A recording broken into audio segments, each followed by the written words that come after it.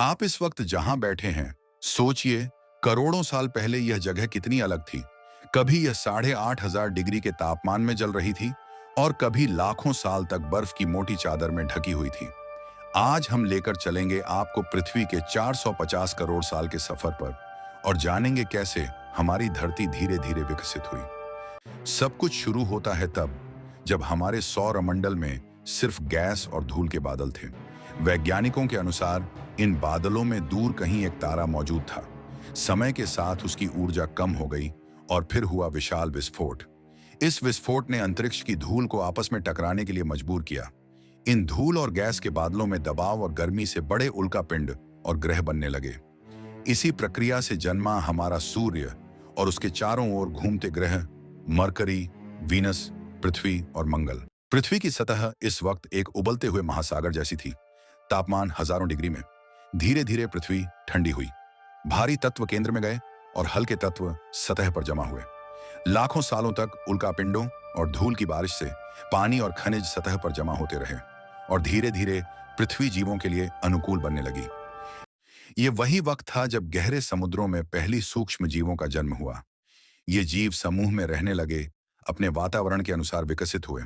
Oxygen का उत्पादन शुरू हुआ और धीरे धीरे पृथ्वी का वायुमंडल बनना शुरू हुआ। लाखों साल बाद पहली बार पृथ्वी पर वनस्पति जीवन उभरने लगा। समुद्री जीव धीरे धीरे जमीन पर आने लगे। पृथ्वी पर महाद्वीप बने, जैसे कि पेंजिया। इसके टूटने और अलग होने से समुद्र और नदियां बनी। जंगल फैले और जानवर धीरे धीरे विकसित हुए। समुद्री जीवों से डायनासोर, फिर स्तनधारी। हर जीव ने अपने तरीके से धरती को बसाया। धरती का वातावरण स्थिर हुआ और दिन की लंबाई लगभग 21 से 23 घंटे हो गई। लगभग 25 से 26 करोड़ साल पहले पृथ्वी पर बड़े उल्कापिंडों का टकराव हुआ। इसके कारण कई जानवर और पेड़ नष्ट हो गए, लेकिन कुछ जीव बच गए। ये जीव धीरे धीरे विकसित होकर बंदरों और फिर इंसानों में बदल गए। बंदरों ने अपने पैरों पर चलना शुरू किया, जिससे वे आसानी से शिकार कर सके। धीरे धीरे बंदरों के वंश ने एप्स यानी मानव पूर्वजों का रूप लिया। वे धरती में फैलते गए। शरीर का रंग और रूप वातावरण के अनुसार बदलता गया। इंसानों ने धीरे धीरे हथियार, भाषा, संस्कृति और धर्म विकसित किया और इस तरह हम इंसान बने।